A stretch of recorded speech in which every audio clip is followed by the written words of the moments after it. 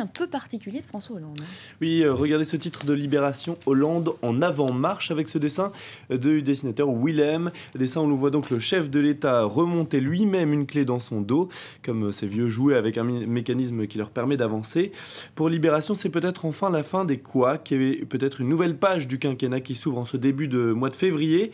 Le mariage pour tous et la guerre au Mali semblent avoir ressoudé l'exécutif, nous dit Libération. Et du côté du Figaro, c'est une photo de François Hollande que l'on retrouve en une. Oui, François Hollande savoure la victoire française à Bamako, titre Le Figaro, le journal de droite qui rappelle que le président français a été reçu triomphalement samedi au Mali. Mais le journal lance immédiatement un avertissement dans son édito. Hollande l'Africain, le libérateur de Tombouctou, a certes grandi son image, mais pour le président de la République française, c'est une toute autre affaire, car l'offensive au Mali entre dans sa phase la plus délicate. En une du journal également, une interview, celle du vice-président américain Joe Biden. Oui, on reste sur Le Figaro. Le vice-président américain a entamé ce week-end une tournée européenne et il sera reçu ce lundi par François Hollande. Avant cette entrevue, il a accordé une interview au Figaro.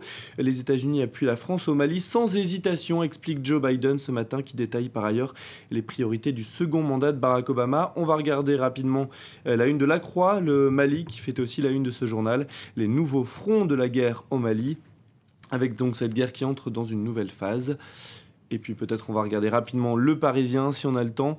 Le Parisien qui choisit de titrer ce matin sur l'autre feuilleton de ce week-end le débat sur le mariage gay qui se poursuit à l'Assemblée de jour, de nuit et dimanche compris. Le journal a donc décidé de passer 36 heures avec les députés et des élus contraints à l'assiduité en raison donc de cet examen sur le mariage pour tous. Merci beaucoup Pierrick, merci Sophie. C'est la fin de cette demi-heure d'information. Merci de nous avoir suivis. On va retrouver dans quelques instants Hélène Drouet pour un tout nouveau journal. À tout de suite.